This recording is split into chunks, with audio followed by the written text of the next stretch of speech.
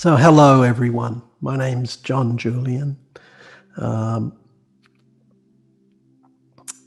just watching a few of the cheeky people in the chat lines. Not sure where they got that from. I'm in Australia and today I live in Victoria. I normally am in southeastern part of Victoria in Australia. It's it's reasonably warm here today. But today I'm actually not at home, which is known as Bunwarran country. I'm actually on holidays in a little town called Yea, and it is part of the Tongarang people's country. And so normally in Australia, and increasingly, we pay our deep respects to the custodians of the country we are in. So today I will just begin, please, by acknowledging and paying my respects to the Tongarang people, the traditional custodians of the country on which I speak from today. And to my knowledge, my ancestors and family have never had violence between the Tongarang people and my family.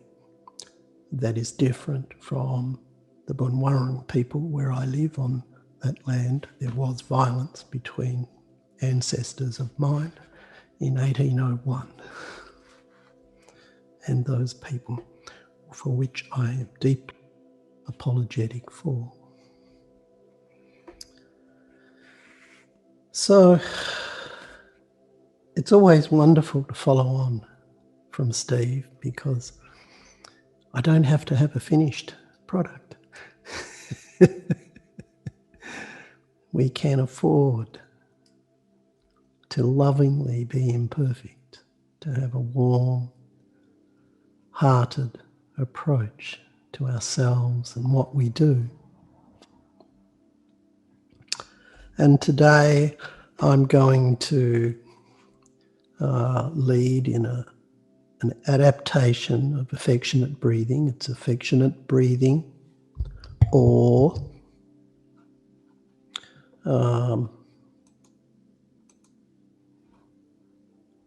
okay.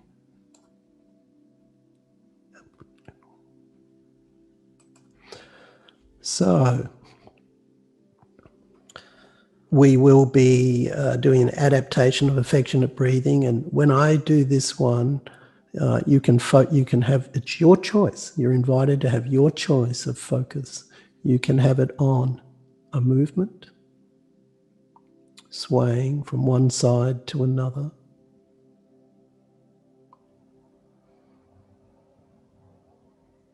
Choosing one to be in and the other to be out. You can do it forwards or backwards, or just simply focus on your breath, or both. After that, I will read a poem and then some reflections.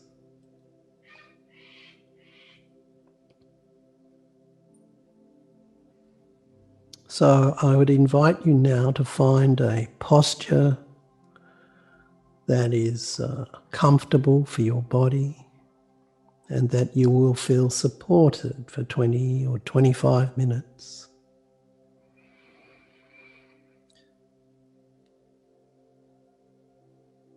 And as you come to this posture,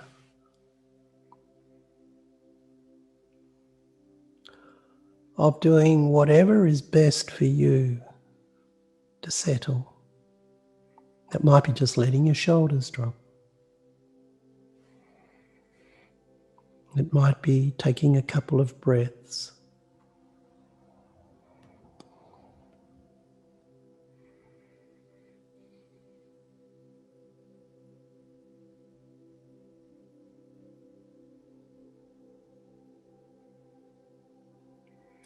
It might be just moving from side to side, slowly settling in your place, in your seat.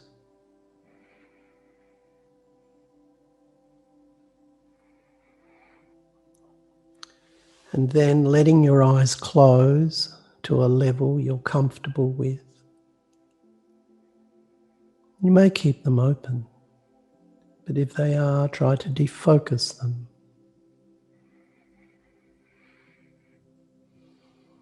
And letting go of any unnecessary tension.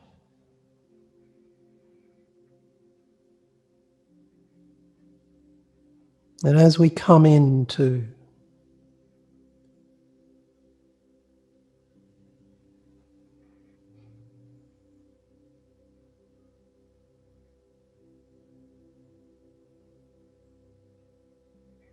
this place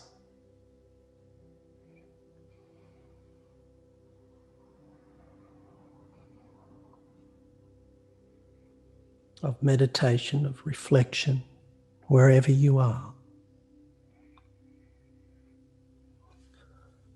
bringing a touch to our body wherever you find it supportive.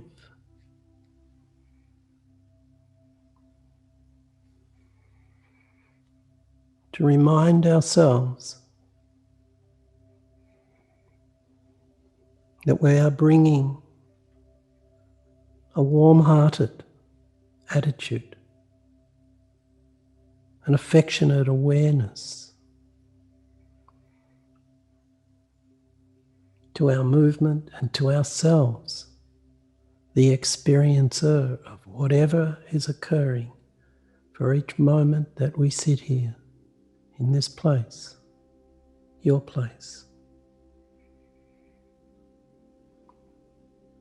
And you can leave your hand there or bring it back at any time.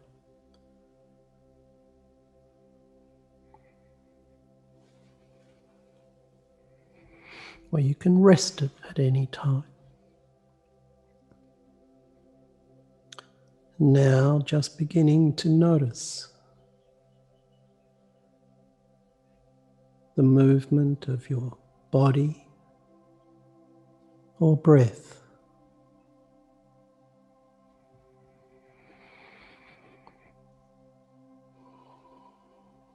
With this sense of warm-heartedness, of affection,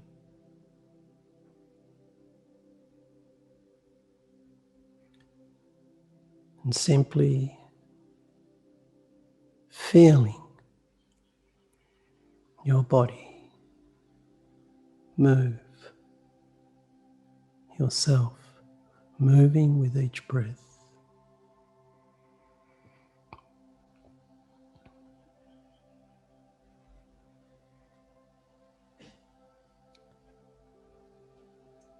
Moving in, breathing in, I am aware, I am moving, breathing in. Moving out, breathing out, I am aware, I am breathing out. In, out.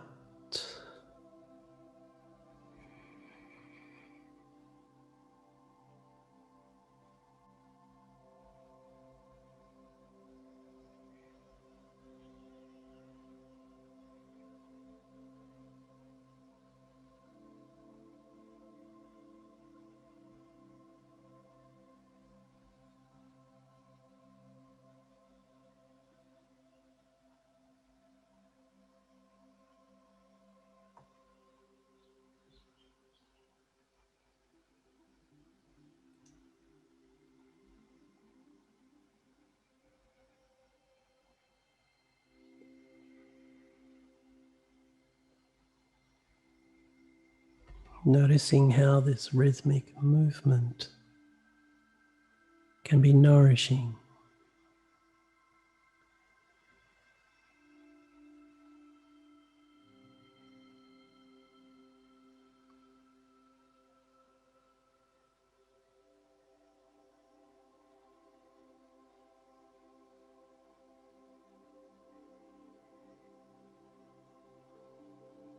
Just noticing and being with the rhythms of your movement, flowing in,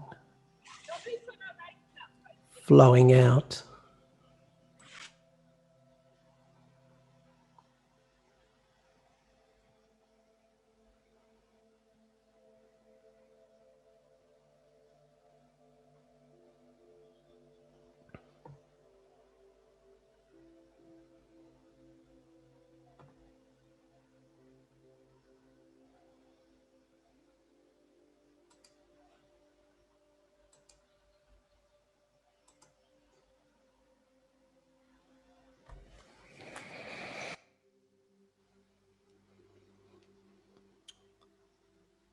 Moving in, moving out,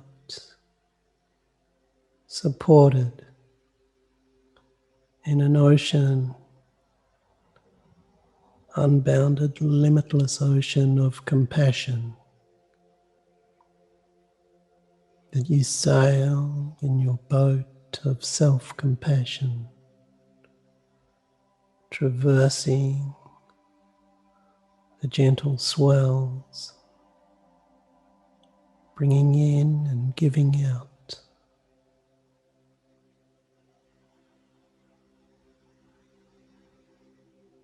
Compassionate energy as you safely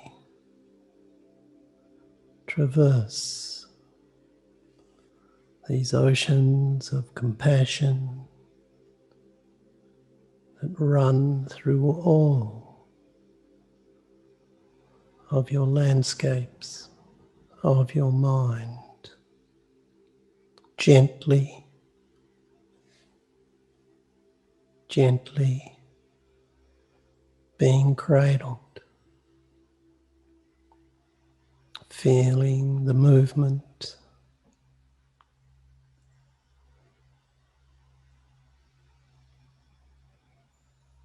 of the ocean as you sail in your boat of self-compassion.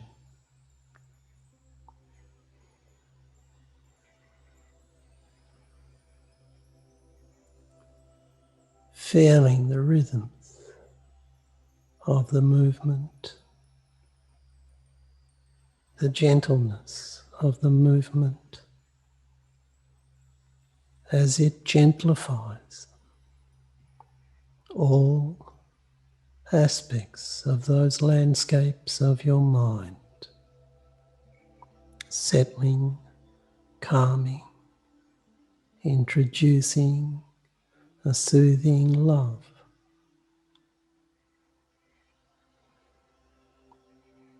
And the gentle winds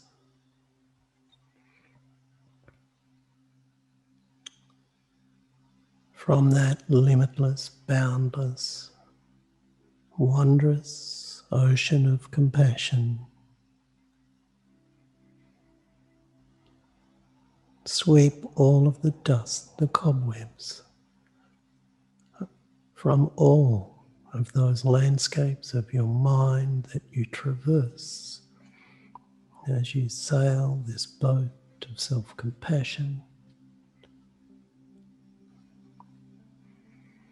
across the oceans of compassion, becoming gentrified,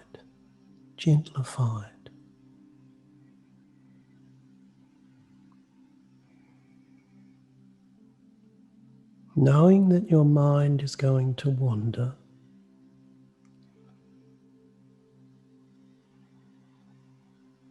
and when you become aware of it wandering,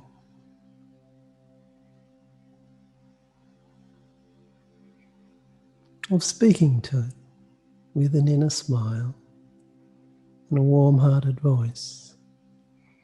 Hey you, wandering mind, why don't you come back over here and sit with us in our boat of self-compassion as we traverse this terrain of compassion.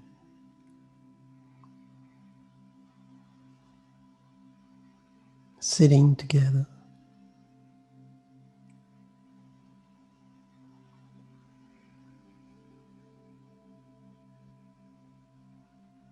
Always, always, with a warm-hearted, kind voice, inviting it back.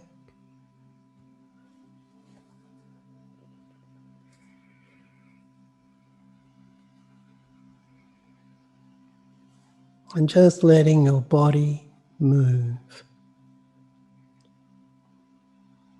with these swells, gentle swells.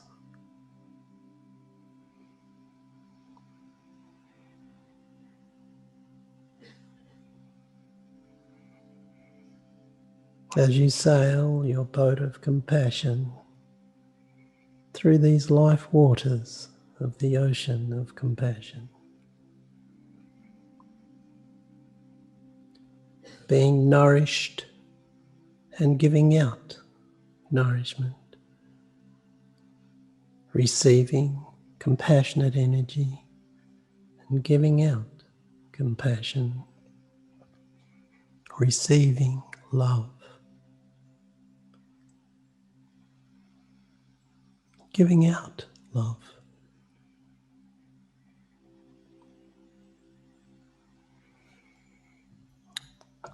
And slowly, slowly inclining towards yourself as you would a best friend or a loved pet.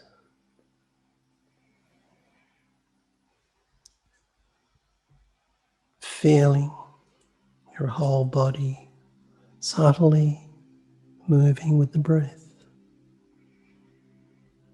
just like the ocean of compassion.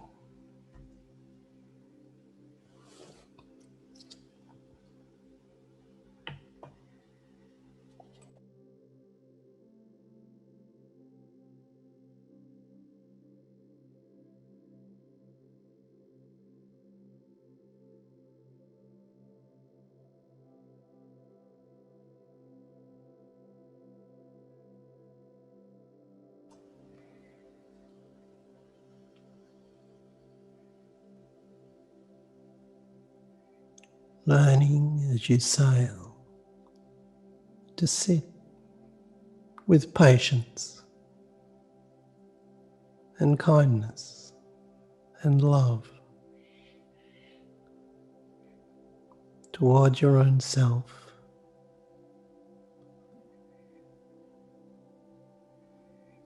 and all others.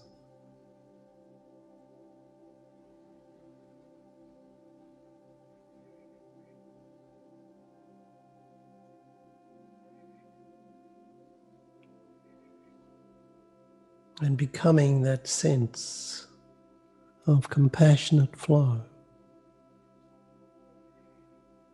as you traverse those oceans of compassion.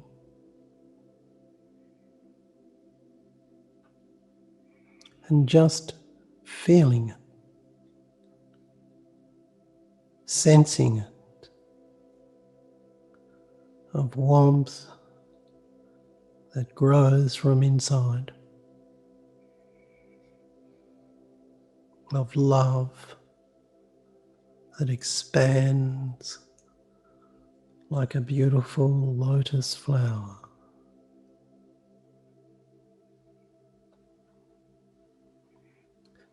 As you traverse, learning to skipper the boat of self-compassion, as you traverse through those oceans of compassion throughout all of the landscapes of your mind, gentlifying everything with a touch of loving compassion.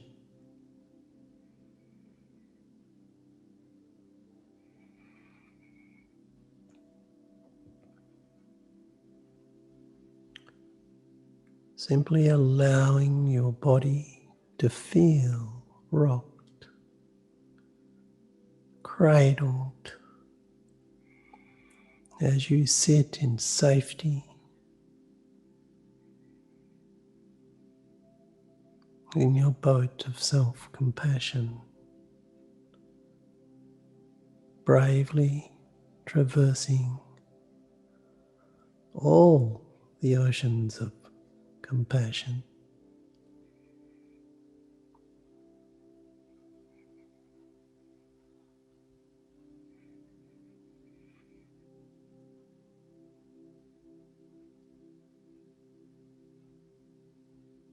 Giving yourself over to the feeling of being cradled, of supported, of loved.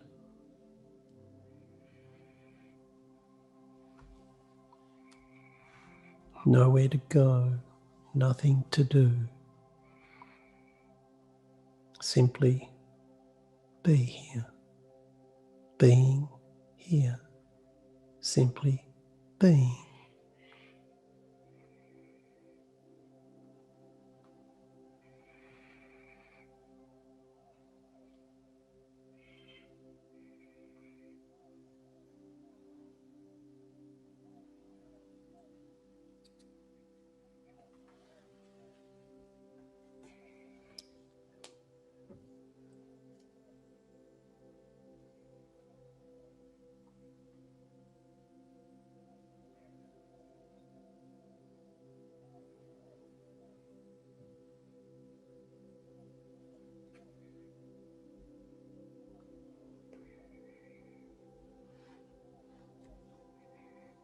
Feeling the gentle warmth, the loving sway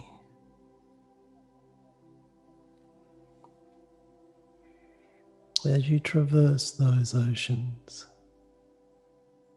in safety in this boat of self-compassion, as you learn to skipper it.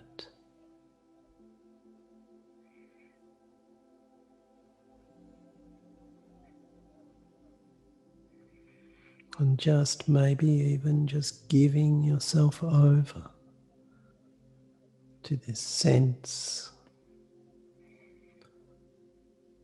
of moving, changing compassion for yourself and all beings and all elements.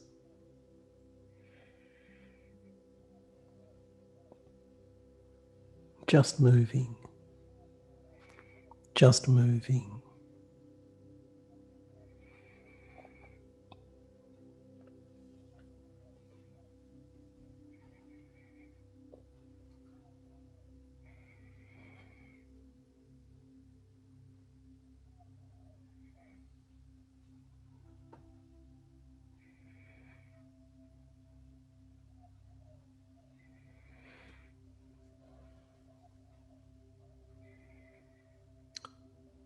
And slowly preparing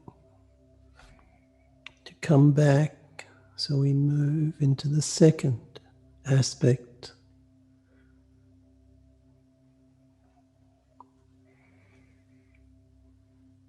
being aware that I'm going to make a noise, not with a bell, so there'll be no ringing if you have issues of hearing, but just a knock.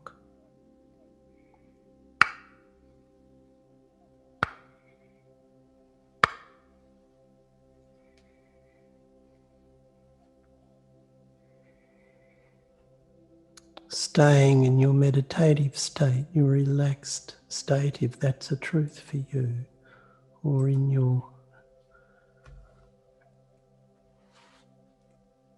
sense of being gentrified through compassion.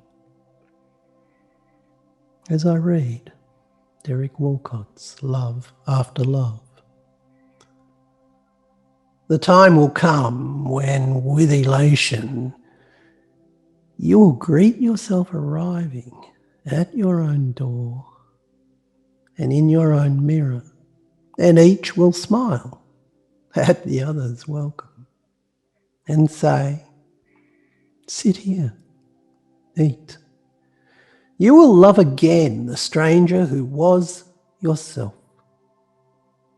Give wine, give bread, give back your heart to itself. Give back your heart to itself. To the stranger who has loved you all your life, whom you ignored for another, who knows you by heart. Take down the love letters from the bookshelf, the photographs, the desperate notes. Peel your image from the mirror. Sit. Feast on your life.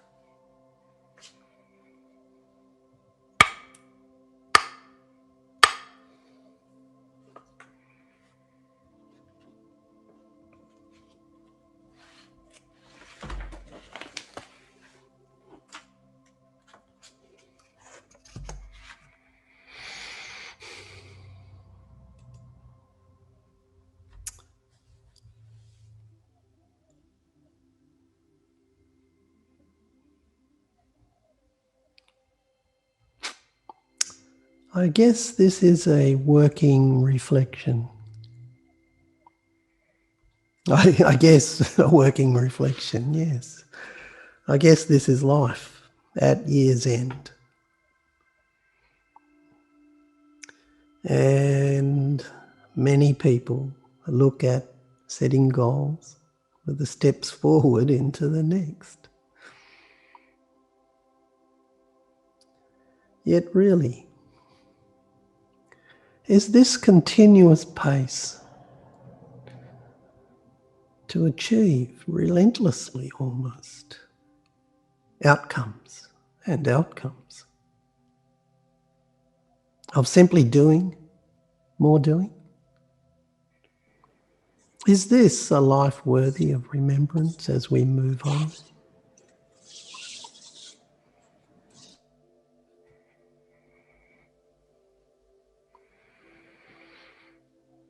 Are we trapped by goals and outcome busyness?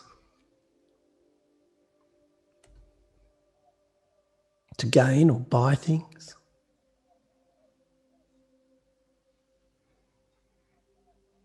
So that we can believe we are okay?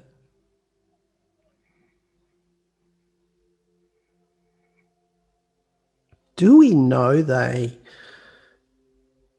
these things do not cost dollars, but are a costly robber of our time?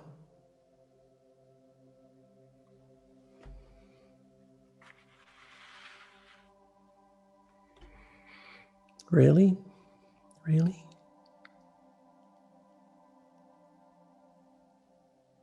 This perpetual buying?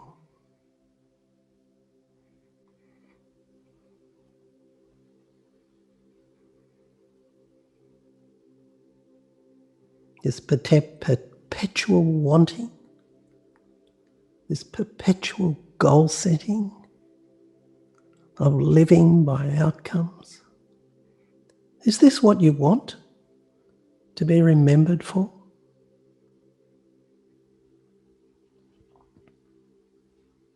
By whom? How will your children remember you 10 years after you leave?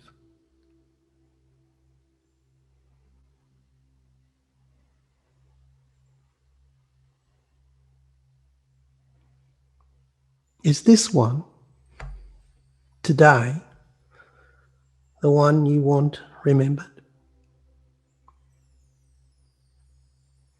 Is this persona you want remembered and loved, that you too would love? Really? Really? Do these goals and outcome busyness lead to a skillful love? Or simply aimed at some never-ending chase for happiness? I wonder. I wonder.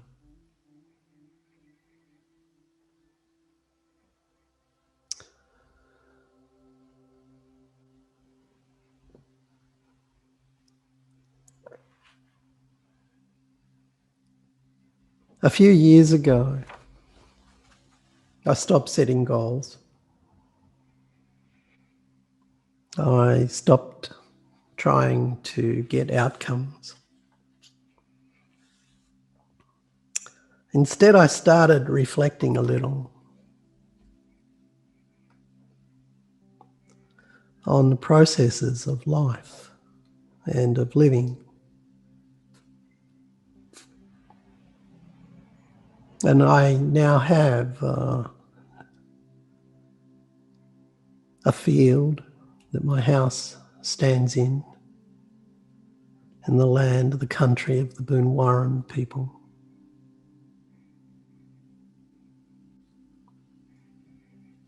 And that field is about 2.5 acres. In Australia, about 1 hectare. And I'm turning it into, slowly, organic gardens and a tree polyculture, a mixture of trees. Maybe eventually a food forest. But I wouldn't claim anything so grand as that at this stage. It's simply a bunch of trees. But as I've let areas of grass just go, the original trees have seeded. We now have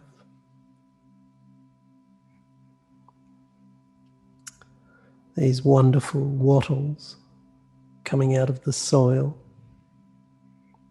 blackwood wattles, from which thousands and thousands of them were cut down to make way for farms and to make blackwood kitchens.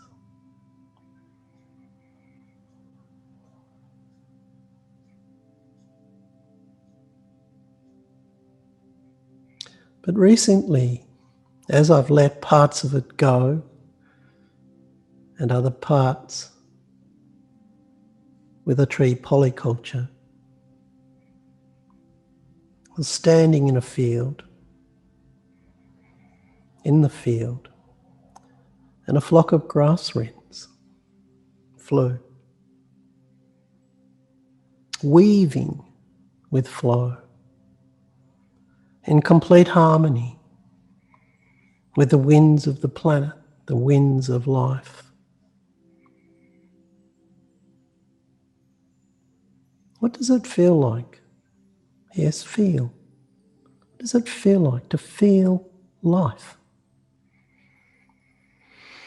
Not thinking or fretting, nor continuous doing, but simply being, if only for a few moments each day, standing.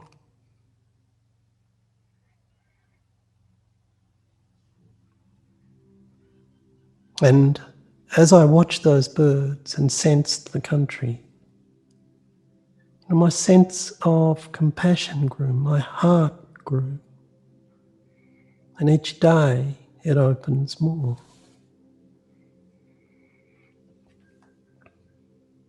Sometimes I feel overwhelmed by the sense of life that is coming back to that place. Everywhere I now dig, there are hundreds of worms. The soil will have more than 5,000 kilometres, 3,000 miles of tunnels, worm tunnels, aerating the soil, caring for other forms of life in the soils. And this sense of compassion grows. And as it grows, my own self-compassion matures. And I'm forever grateful to the Centre for Mindful Self-Compassion, from whence I was able to deepen my compassion practices, maturing the self-compassion components.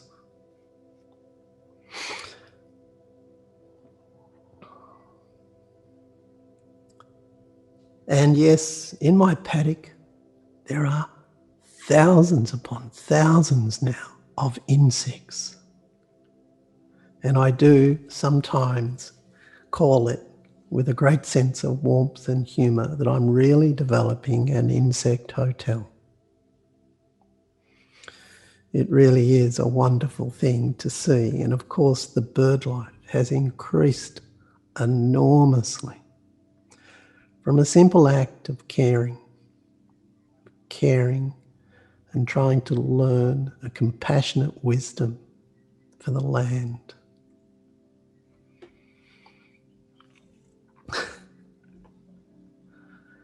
How do we,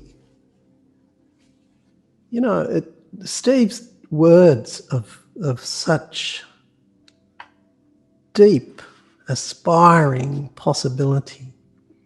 What would it be like if we choose to be a form of love? What a wondrous thing. And how do we move into such a process? Well, I'll give you my answer now. I don't know. That's a path we have to find ourselves. But we're not going to get it by setting goals and outcomes, because we'll be too busy of constant doing, of never coming to a spot where we sit. But maybe if we come with an intention, a motivation of exploring compassion in our future, a capable compassion that allows, even cradles, our emotions from our old brains and weaves them into skillful responses to life, learning that all emotions have a function. They're good signs for us to say, I need to pay attention here, with a skillfulness, with compassion, and with self-compassion. So that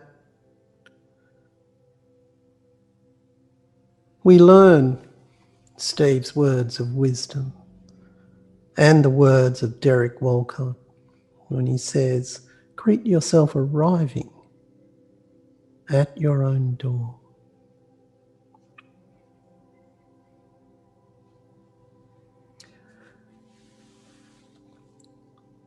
And I wonder that maybe there are a couple of processes.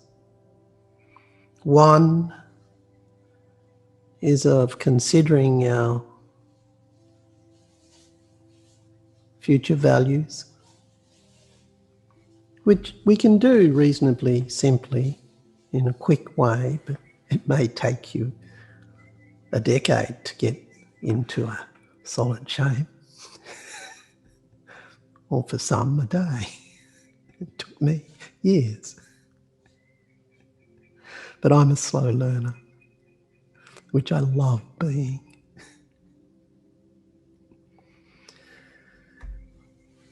But maybe if we think at a point in time in the future when we're closer to leaving this world, and we're looking back with a great sense of achievement or of me. The word I prefer is contentment.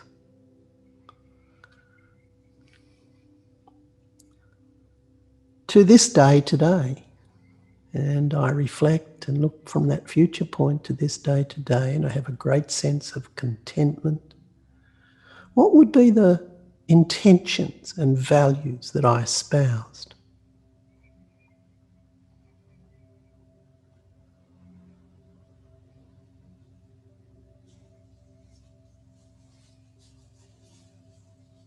And we can start to set our compassion compass from such sorts of activities. But we need to do them often, reflecting. But maybe one way also to start is to, rather than look at what we're going for, but simply to look and consider the processes that feed us. What are the nutrients in our life? And what and how do they affect us?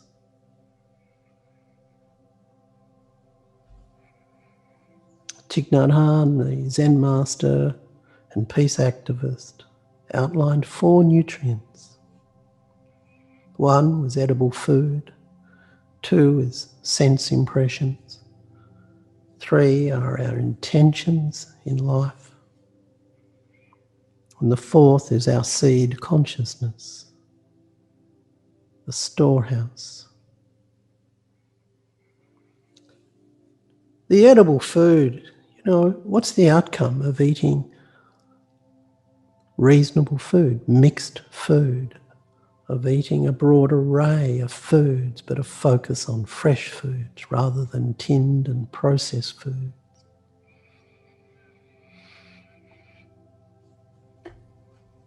Does eating fresh food support local farmers? What's the effect of that on ourselves and on the farmers? Through our sense impressions, what do I bring in through my ears? Am I listening to swear words from my self-critic? Or swear words from others? Am I swearing all day in my own mind? But what comes through the radio, the news? And what comes through my eyes? Now, I can't talk about olfactory stuff anymore because my sense of smell is gone pretty well. But what also comes into us and affects our mind that we incorporate through our tongue, the words we speak, the things we taste. And what comes in through the other sense impression, our body, our feelings, plus also the things we touch. Our skin, the largest sense organ that we actually have. How do these all affect our mind? And how does that all together affect our sense of ego and our sense of compassion? Does it develop a fear-based brain? Or does it develop a affiliative, compassionate brain? And then our intentions. There's a vast difference between getting outcome. I'm going to be successful at getting outcome. To, I might explore compassion. I might explore the nutrients in the next year that I take into my body through all of these things. And lastly, how does this all affect and interrelate in and out from our seed consciousness? Which in America, there's a great story about 2 wolves, an angry one and a loving one. Which one reigns supreme? It's the one that you feed that reigns supreme. So when we take all of these seed consciousnesses, these little seeds, millions of little seeds in our old brain, our new brain. Which ones are we learning to feed? Which ones are we watering? Maybe simply instead of having any goals or setting outcomes, but just exploring. What are the nutrients? Do I become more loving, more accepting, more compassionate to myself and to the world around me?